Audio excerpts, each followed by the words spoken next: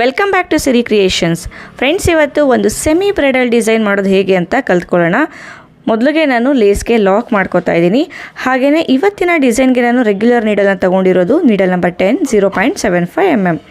ಇವಾಗ 2 ಚೈನ್ ಹಾಕೋತಾ ಇದ್ದೀನಿ. 2 ಚೈನ್ ಹಾಕಿ ಸೂಜಿ ಮೇಲೆ ದಾರ ತಗೊಂಡು ಇಲ್ಲಿ 2 ಚೈನ್ ಇದೆಯಲ್ವ ಅದ್ರ ಪಕ್ಕನೇ ನಾನು ಡಬಲ್ ಕ್ರೋಶೇನ ವರ್ಕ್ ಮಾಡ್ಕೋತಾ ಇದ್ದೀನಿ.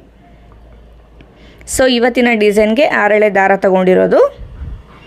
ಮತ್ತು ಇವಾಗ ಇನ್ನೂ ಒಂದು ಡಬಲ್ ಕ್ರೋಶೆ ಅದ್ರ ಪಕ್ಕನೇ ನಾನು ವರ್ಕ್ ಮಾಡ್ಕೋತಾ ಇದ್ದೀನಿ. ಮತ್ತು ಸೂಜಿ ಮೇಲೆ ಒಂದು ಸತಿ ದಾರ ತಗೊಂಡು ಅದ್ರ ಪಕ್ಕನೇ ಇನ್ನೂ ಒಂದು ಡಬಲ್ ಕ್ರೋಶೇನ ವರ್ಕ್ ಮಾಡ್ಕೋತಾ ಇದ್ದೀನಿ. ಸೊ ಇಲ್ಲಿ 2 ಚೈನ್ನ ಸೇರಿಸ್ಕೊಂಡ್ರೆ 4 ಡಬಲ್ ಕ್ರೋಶೆ ಆಗುತ್ತೆ. ಇಲ್ಲಿ 2 ಚೈನ್ನ ಬಿಟ್ಟರೆ ಬರೀ 3 ಡಬಲ್ ಕ್ರೋಶೆ ಅಷ್ಟೇ ಆಗೋದು. ಸೊ ಇಲ್ಲಿ ನಾನು 2 ಚೈನ್ನ ಕೂಡ ಕೌಂಟ್ ಮಾಡ್ಕೋತಾ ಇದ್ದೀನಿ. ಇವಾಗ ನಾನು 3 ಚೈನ್ಗಳನ್ನ ಹಾಕೋತಾ ಇದ್ದೀನಿ. 3 ಚೈನ್ ಹಾಕ್ಕೊಳ್ಳಿ. ಸೂಜಿ ಮೇಲೆ ದಾರ ತಗೊಂಡು ನೋಡಿ ಈ 3 ಚೈನು ಎಲ್ಲಿಗೆ ಬರುತ್ತೋ ನೋಡಿ ಅಲ್ಲಿಗೆ ನಾವು ಡೈರೆಕ್ಟಾಗಿ ಡಬಲ್ ಕ್ರೋಶೇನ ವರ್ಕ್ ಮಾಡ್ಕೊಳ್ಳೋಣ. 2ರಲ್ಲಿ 1 ಮತ್ತು 2ರಲ್ಲಿ 1 ಮತ್ತೆ ಸೂಜಿ ಮೇಲೆ ದಾರ ತಗೊಳ್ಳಿ. ಅದ್ರ ಪಕ್ಕನೇ ಇನ್ನೂ ಒಂದು ಡಬಲ್ ಕ್ರೋಶೇನ ವರ್ಕ್ ಮಾಡ್ಕೋಬೇಕು.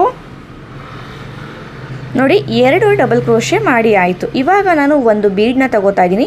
ಫ್ರೆಂಡ್ಸ್, ಹಾಗೆಯೇ ನಾನು ಯೂಸ್ ಮಾಡೋ ಮೆಟೀರಿಯಲ್ಸ್ ಎಲ್ಲ ಎಲ್ಲಿ ಸಿಗುತ್ತೆ ಅನ್ನೋ ಇನ್ಫಾರ್ಮೇಷನ್ ಡಿಸ್ಕ್ರಿಪ್ಷನ್ ಬಾಕ್ಸಲ್ಲಿ ಕೊಟ್ಟಿದ್ದೀನಿ, ಚೆಕ್ ಮಾಡ್ಕೋಬೋದು. ಒಂದು ಫ್ಲವರ್ ಶೇಪ್ ಬೀಡನ್ನ ಹಾಕ್ಕೊಂಡು ಬೀಡನ್ನ ಲಾಕ್ ಮಾಡಿಕೊಂಡೆ. ಆಮೇಲೆ ಸೂಜಿ ಮೇಲೆ ದಾರ ತಗೊಂಡು ನೋಡಿ ಇಲ್ಲಿ 2 ಡಬಲ್ ಕ್ರೋಶೆ ಇತ್ತಲ್ವ ಅದ್ರ ಪಕ್ಕದಲ್ಲೇ ಡಬಲ್ ಕ್ರೋಶೆ ಮಾಡಿಕೊಂಡೆ. ಯಾವುದೇ ಕಾರಣಕ್ಕೂ ಇಲ್ಲಿ ನಾನು ಗ್ಯಾಪ್ನ ಕೊಟ್ಟಿಲ್ಲ, ಹಾಗೆಯೇ ಡಬಲ್ ಕ್ರೋಶೆನ ವರ್ಕ್ ಮಾಡ್ಕೋತಾ ಇರೋದು. ಸೊ ಇದು ಏನು ಹೆಚ್ಚು ಕಡಿಮೆ ಆಗೋದಿಲ್ಲ, ನೀಟಾಗಿ ಬರುತ್ತೆ. ಮತ್ತು ಇವಾಗ ಸೂಜಿ ಮೇಲೆ ದಾರ ತಗೊಂಡು ಮತ್ತೆ ಡಬಲ್ ಕ್ರೋಶೇನ ವರ್ಕ್ ಮಾಡ್ಕೋಬೇಕು. ನೋಡಿ ಪ್ರೀವಿಯಸ್ ಮಾಡಿದ್ವಿ ಅಲ್ವಾ ಅದ್ರ ಪಕ್ಕದಲ್ಲೇ ಇನ್ನೂ ಒಂದು ಡಬಲ್ ಕ್ರೋಶೇನ ವರ್ಕ್ ಮಾಡ್ಕೋಬೇಕು. ಸೊ ಒಂದೊಂದು ಬಾಕ್ಸ್ಗೆ 4 ಡಬಲ್ ಕ್ರೋಶೆ ವರ್ಕ್ ಮಾಡ್ಕೋತೀವಿ. ಸೊ ನೋಡಿ ಫಸ್ಟು ಬರೀ 4 ಹಾಗೆ ಮಾಡ್ಕೊಂಡಿದ್ದೆ. ಆಮೇಲೆ 2 ಆದಮೇಲೆ ಒಂದು ಬೀಡನ್ನ ಹಾಕಿದ್ದೆ. ಆಮೇಲೆ 2 ಡಬಲ್ ಕ್ರೋಶೆ ಮಾಡಿಕೊಂಡೆ. ಮತ್ತು ಇವಾಗ 3 ಚೈನ್ಗಳನ್ನ ಹಾಕೋಬಿಡೋಣ. 3 ಚೈನ್ ಹಾಕ್ಕೊಂಡು ಸೂಜಿ ಮೇಲೆ ದಾರ ತಗೊಳ್ಳಿ. 3 ಚೈನ್ ಎಲ್ಲಿಗೆ ಬರುತ್ತೋ ನೋಡಿಕೊಂಡು ಅಲ್ಲಿಗೆ ನಾವು ಡಬಲ್ ಕ್ರೋಶೇನ ವರ್ಕ್ ಮಾಡ್ಕೋಬೇಕು. ಸೊ ಕರೆಕ್ಟಾಗಿ ನೋಡ್ಕೊಳ್ಳಿ ಎಲ್ಲಿಗೆ ರೀಚ್ ಆಗುತ್ತೆ ಅಂತ, ಎಲ್ಲೂ ಕೂಡ ಸುಕ್ಕು ಬರಬಾರ್ದು. ಆ ರೀತಿ ನಾವು ಡಬಲ್ ಕ್ರೋಶೇನ ವರ್ಕ್ ಮಾಡ್ಕೊಳ್ಳೋಣ. ಸೊ ಇಲ್ಲಿ ಬೀಡ್ ಹಾಕೋದು ಬೇಡ, ಹಾಗೆಯೇ 4 ಡಬಲ್ ಕ್ರೋಶೆಗಳನ್ನ ಪಕ್ಕನೇ ನಾವು ವರ್ಕ್ ಮಾಡ್ಕೋಬೇಕು. ಅಂದರೆ ಮೊದಲನೇದು ವರ್ಕ್ ಮಾಡಿದ್ವಿ ಅಲ್ವಾ ಅದೇ ರೀತಿ. 2 ಆಯಿತು. 2 ಆದಮೇಲೆ ಮತ್ತೆ ನಾನು 3ನೇ ಡಬಲ್ ಕ್ರೋಶೇನ ವರ್ಕ್ ಮಾಡ್ಕೋತಾ ಇದ್ದೀನಿ. ಡಬಲ್ ಕ್ರೋಶೆ ಲೆಂತು ಅಷ್ಟೇ, ತುಂಬ ದೊಡ್ಡದು ಮಾಡೋದಕ್ಕೆ ಹೋಗಬೇಡಿ. ನಾರ್ಮಲ್ ಲೆಂತಲ್ಲೇ ಡಬಲ್ ಕ್ರೋಶೆಗಳನ್ನ ವರ್ಕ್ ಮಾಡ್ಕೊಳ್ಳಿ. ನೋಡಿ 3ನೇ ಡಬಲ್ ಕ್ರೋಶೆನ ವರ್ಕ್ ಮಾಡ್ಕೋತಾ ಇದ್ದೀನಿ. ಇವಾಗ 4ನೇ ಡಬಲ್ ಕ್ರೋಶೆ ನೋಡಿ ಒಂದೇ ಸಮ ಬರಬೇಕು. 4 ಡಬಲ್ ಕ್ರೋಶೆ ಮಾಡ್ಕೊಂಡಾದಮೇಲೆ ಮತ್ತೆ 3 ಚೈನ್ ಹಾಕ್ಕೊಂಡು ಡಬಲ್ ಕ್ರೋಶೆನ ಮಾಡ್ಕೋಬೇಕು. ಸೊ ಆವಾಗಲೇ 4 ಡಬಲ್ ಕ್ರೋಶೆ ಮಧ್ಯೆ ಒಂದು ಬೀಡ್ ಹಾಕಿದ್ದೆ ಅಲ್ವಾ ಅದೇ ರೀತಿ ವರ್ಕನ್ನು ಮಾಡ್ಕೋಬೇಕು. ನೋಡಿ ಇಲ್ಲಿ ಫಸ್ಟ್ ಮಾಡಿದ್ವಿ ಅಲ್ವಾ, ಇಲ್ಲಿ ಬೀಡ್ ಹಾಕಿ ಇದೇ ರೀತಿ ವರ್ಕ್ ಮಾಡ್ಕೋಬೇಕು. ಫ್ರೆಂಡ್ಸ್ ನೋಡಿ ಇಲ್ಲಿ ನಾನು ಫುಲ್ ಬೇಸ್ ಲೈನು ಇದೇ ರೀತಿ ಮಾಡ್ಕೊಂಡಿದ್ದೀನಿ. ಒಂದು ಕಡೆ 4 ಡಬಲ್ ಕ್ರೋಶೆ, ಒಂದು ಕಡೆ 2 ಡಬಲ್ ಕ್ರೋಶೆ ಮತ್ತು ಬೀಡು. ಪ್ರತಿಯೊಂದು ಬಾಕ್ಸ್ಗಳನ್ನ ಎಂಡ್ ಮಾಡೋದು ಅಂದರೆ 3 ಚೈನ್ ಹಾಕಿ ನೆಕ್ಸ್ಟ್ ಬಾಕ್ಸ್ನ ಸ್ಟಾರ್ಟ್ ಮಾಡಬೇಕು. ಡೈರೆಕ್ಟಾಗಿ ನಾವು ಲಾಕ್ನ ಮಾಡ್ಕೋಬಾರ್ದು. ಸೊ 3 ಚೈನ್ ಹಾಕಿ ಮತ್ತೆ ನೆಕ್ಸ್ಟ್ ಬಾಕ್ಸ್ನ ಸ್ಟಾರ್ಟ್ ಮಾಡ್ಕೊಂಡಿದ್ದು. ಬನ್ನಿ ಇವಾಗ ನೆಕ್ಸ್ಟ್ ಲೇಯರ್ ಮಾಡೋದು ಹೇಗೆ ಅಂತ ನೋಡ್ಕೊಳ್ಳೋಣ. ಸೊ ನೆಕ್ಸ್ಟ್ ಲೇಯರ್ ಮಾಡೋದಕ್ಕೆ ನಾನು ಇನ್ನೊಂದು ಕಲರ್ ದಾರನ ತೊಗೊಂಡಿದ್ದೀನಿ. ಸೊ ಸ್ಟಾರ್ಟಿಂಗಲ್ಲಿ ನಾವೇನು 2 ಚೈನ್ ಹಾಕಿದ್ವಿ ಅಲ್ವಾ ಆ 2 ಚೈನ್ನ 2ನೇ ಚೈನ್ನ ಗ್ಯಾಪ್ಗೆ ಲಾಕ್ ಮಾಡ್ಕೋತಾ ಇದ್ದೀನಿ. ಸೊ ಇಲ್ಲಿ ಗಂಟು ಹಾಕಿ ನಾನು ಲಾಕ್ ಮಾಡಿದ್ರಿಂದ ಒಂದು ಎಕ್ಸ್ಟ್ರಾ ಸಿಂಗಲ್ ಕ್ರೋಶೆ ಪಕ್ಕದಲ್ಲೇ ಇರುವಂಥ ಡಬಲ್ ಕ್ರೋಶೆ ಮೇಲೆ ಹಾಕೋತಾ ಇದ್ದೀನಿ. ಗಂಟು ಹಾಕಿಲ್ಲ, ಡೈರೆಕ್ಟಾಗಿ ಎಳೆದು ನಾಟ್ಗಳನ್ನ ಹಾಕ್ಕೊಂಡ್ರೆ ಒಂದು ಸಿಂಗಲ್ ಕ್ರೋಶೆ ನಿಮಗೆ ಅವಶ್ಯಕತೆ ಇರೋದಿಲ್ಲ. ಮತ್ತು ಇವಾಗ 3 ಚೈನ್ಗಳನ್ನ ಹಾಕೋಬೇಕು. 3 ಚೈನ್ ಹಾಕ್ಕೊಂಡು ನೋಡಿ ಇಲ್ಲಿ 3 ಚೈನ್ ಗ್ಯಾಪ್ ಇತ್ತಲ್ವಾ, ಈ 3 ಚೈನ್ನ ಗ್ಯಾಪ್ಗೆ ಆ 3 ಚೈನ್ನ ನಾವು ಲಾಕ್ ಮಾಡ್ಕೋಬೇಕು. ಸೊ ಇವಾಗ ಸೂಜಿ ಮೇಲೆ ಒಂದು ಸತಿ ದಾರ ತಗೊಳ್ಳಿ. ನೋಡಿ ಇಲ್ಲಿ ಬೀಡ್ನ ಹಿಂದೆಗಡೆ ಇಲ್ಲಿ ದಾರ ಫಾರ್ಮ್ ಆಗಿದೆ ಅಲ್ವಾ, ಈ ದಾರಕ್ಕೆ ನಾವು ಡಬಲ್ ಕ್ರೋಶೇನ ಮಾಡ್ಕೋಬೇಕು. ಸೊ ಬೀಡ್ನ ಲಾಕ್ ಮಾಡಿದಾಗ ನಮಗೆ ಈ ರೀತಿ ದಾರ ಬರುತ್ತೆ. ಮತ್ತು ಇವಾಗ 3 ಚೈನ್ಗಳನ್ನ ಹಾಕ್ಕೊಳ್ಳಿ. ಮತ್ತು ಅದೇ ಡಬಲ್ ಕ್ರೋಶೆಗೆ ಆ 3 ಚೈನ್ಗಳನ್ನ ಲಾಕ್ ಮಾಡ್ಕೋಬೇಕು.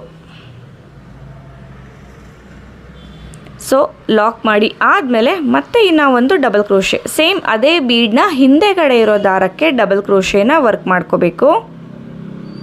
ಡಬಲ್ ಕ್ರೋಶೆ ಆದಮೇಲೆ 3 ಚೈನ್ಗಳನ್ನ ಹಾಕ್ಕೊಳ್ಳಿ. 3 ಚೈನ್ ಹಾಕ್ಕೊಂಡು ಅದೇ ಡಬಲ್ ಕ್ರೋಶೆ ಗ್ಯಾಪ್ಗೆ ನಾವು ಲಾಕ್ ಮಾಡ್ಕೋಬೇಕು. ನಾವು ಕಂಬ ಮಾಡಿದ್ವಿ ಅಲ್ವಾ, ಅದೇ ಕಂಬಕ್ಕೆ ನಾವು ಲಾಕ್ ಮಾಡ್ಕೋಬೇಕು. ಮತ್ತು ಇವಾಗ ಸೂಜಿ ಮೇಲೆ ದಾರ ತಗೊಳ್ಳಿ. ಒಂದೇ ಸತಿ ದಾರ ತೊಗೊಂಡು ವರ್ಕ್ ಮಾಡ್ಕೊಳ್ಳಿ, ಅಂದರೆ ಡಬಲ್ ಕ್ರೋಶೆನ. ಸೇಮ್ ಅಲ್ಲೇನು ನಾವು ಬೀಡ್ನ ಹಿಂದೆಗಡೆ ದಾರ ಇತ್ತಲ್ವ, ಅದೇ ದಾರಕ್ಕೆ ಡಬಲ್ ಕ್ರೋಶೆ ಮಾಡಿಕೊಂಡು ಮತ್ತೆ 3 ಚೈನ್ಗಳನ್ನ ಹಾಕ್ಕೊಂಡು ಡಬಲ್ ಕ್ರೋಶೆ ಮಾಡಿದ್ವಿ ಅಲ್ವಾ, ಅದೇ ಡಬಲ್ ಕ್ರೋಶೆಗೆ ನಾವು ಲಾಕ್ನ ಮಾಡ್ಕೋಬೇಕು. ನಾವೇನು 3 ಚೈನ್ ಹಾಕಿದ್ವಿ ಅಲ್ವಾ ಅದನ್ನು. ಮತ್ತು ಇವಾಗ ಇನ್ನೂ ಒಂದು ಡಬಲ್ ಕ್ರೋಶೆ. ಸೊ ಬೀಡ್ನ ಹಿಂದೆಗಡೆ ಇರೋ ದಾರ ಕಂಪ್ಲೀಟಾಗಿ ಟೈಟಾಗಿ ನಮಗೆ ಲಾಕ್ ಆಗಬೇಕು. ಆ ರೀತಿ ನಾವು ಡಬಲ್ ಕ್ರೋಶೆಗಳನ್ನ ವರ್ಕ್ ಮಾಡ್ಕೊಳ್ಳೋಣ. ಮತ್ತೆ 3 ಚೈನ್ ಹಾಕ್ಕೊಂಡು ಅದೇ ಡಬಲ್ ಕ್ರೋಶೆಗೆ ನಾವು ಲಾಕ್ನ ಮಾಡ್ಕೋಬೇಕು. ಸೊ ಇದೇ ಥರ ಕಂಪ್ಲೀಟ್ ಮಾಡ್ಕೊಳ್ಳಿ. ಬೀಡ್ನ ಸುತ್ತು ಡಬಲ್ ಕ್ರೋಶೆಗಳನ್ನ ಮಾಡಿ ಪಿಕಾಟ್ಸ್ನ ಮಾಡ್ತಾ. ಫ್ರೆಂಡ್ಸ್ ನೋಡಿ, ಇಲ್ಲಿ ಕಂಪ್ಲೀಟ್ ಆಯಿತು. ಅಂದರೆ 7 ಡಬಲ್ ಕ್ರೋಶೆಗಳನ್ನ ಹಾಕಿ ನಾನು ಪಿಕಾಟ್ಸ್ ಮಾಡಿರೋದು. ಇವಾಗ ಇದನ್ನು ಇಲ್ಲಿ 3 ಚೈನ್ನ ಗ್ಯಾಪ್ ಇದೆ ಅಲ್ವಾ, ಈ 3 ಚೈನ್ನ ಗ್ಯಾಪ್ಗೆ ನಾನು ಲಾಕ್ ಮಾಡ್ಕೋತಾ ಇದ್ದೀನಿ. ಸೊ ನೋಡಿ, ಇದು ಕಂಪ್ಲೀಟ್ ಆದಮೇಲೆ ಈ ರೀತಿ ಕಾಣಿಸುತ್ತೆ. ಸೊ ನೋಡಿ ಎಷ್ಟು ಕ್ಯೂಟಾಗಿ ಕಾಣಿಸ್ತಾ ಇದೆ ಅಂಥೇಳಿ. ನಿಮಗೆ ಟ್ರೀ ಥರ ಕೂಡ ಕಾಣಿಸುತ್ತೆ ಇದು, ಜೊತೆಗೆ ಪಿಕಾಕ್ ಫೆದರ್ ಥರ ಕೂಡ ಕಾಣಿಸುತ್ತೆ. ಮತ್ತು ಇವಾಗ 3 ಚೈನ್ಗಳನ್ನ ಹಾಕ್ಕೊಳ್ಳಿ. 3 ಇಲ್ಲಾಂದರೆ 4 ಹಾಕ್ಕೋಬೋದು. ನೋಡಿ, ನೆಕ್ಸ್ಟು 3 ಚೈನ್ನ ಗ್ಯಾಪ್ ಇದೆ ಅಲ್ವಾ, ಆ 3 ಚೈನ್ನ ಗ್ಯಾಪ್ಗೆ ಲಾಕ್ ಮಾಡ್ಕೋಬೇಕು. ಸೊ ನೋಡಿ, ಇದು ಆರ್ಚು ಕಂಪ್ಲೀಟ್ ಆಯಿತು. ಸೊ ನೆಕ್ಸ್ಟು ಬೀಡ್ನ ಹಿಂದೆಗಡೆ ಇರೋ ದಾರಕ್ಕೂ ನೀಡಲ್ನ ಹಾಕಿ ನಾವು ಡಬಲ್ ಕ್ರೋಶೇನ ವರ್ಕ್ ಮಾಡ್ಕೋಬೇಕು. ಸೊ ಬೀಡ್ನ ಹಿಂದೆಗಡೆ ಎಷ್ಟು ದಾರ ಇರುತ್ತಲ್ವ, ಅಂದರೆ 6 ಎಳೆ ದಾರ ಇರುತ್ತೆ ಅಲ್ವಾ, 6 ಎಳೆ ದಾರ ಕೂಡ ನೀಟಾಗಿ ಅದರೊಳಗಡೆಯಿಂದ ನೀಡಲ್ನ ಪಾಸ್ ಮಾಡಿ ನಾವು ಡಬಲ್ ಕ್ರೋಶೇನ ವರ್ಕ್ ಮಾಡ್ಕೋಬೇಕು. 1 ಎಳೆ ದಾರ ಬಿಡ್ತು ಅಂತ ಅಂದ್ರೂ ಅದು ನಮ್ಗೆ ಅಷ್ಟು ನೀಟಾಗಿ ಕಾಣಿಸೋದಿಲ್ಲ ರಿವರ್ಸಿಂದ ನೋಡಿದಾಗ. ಸೊ ಆದಷ್ಟು ಅಷ್ಟು ಎಳೆಗಳನ್ನ ಒಳಗಡೆಗೆ ನೀಡಲ್ನ ಒಳಗಡೆಗೆ ಬರೋ ರೀತಿ ಮಾಡಿಕೊಂಡು ಡಬಲ್ ಕ್ರೋಶೆಗಳನ್ನ ವರ್ಕ್ ಮಾಡ್ಕೋಬೇಕು. ಇಲ್ಲಾಂದರೆ ಈ ರೀತಿ ಎಡ್ಜಿಂದ ನೀಡಲ್ನ ಹಾಕಿ ಕೂಡ ನೀವು ವರ್ಕನ್ನು ಮಾಡ್ಕೋಬೇಕು. ಸೊ ಇಲ್ಲಿ ಬೀಡ್ನ ಹಿಂದೆಗಡೆ ಇರೋ ದಾರಕ್ಕೆ ಮೊದಲನೇ ಬೀಡ್ನ ಹಿಂದೆಗಡೆ ಇರೋ ದಾರಕ್ಕೆ ಒಟ್ಟು 7 ಡಬಲ್ ಕ್ರೋಶೆ ಮಾಡಿ ನಾನು ಪಿಕಾಟ್ಸ್ನ ಮಾಡಿದ್ದೆ.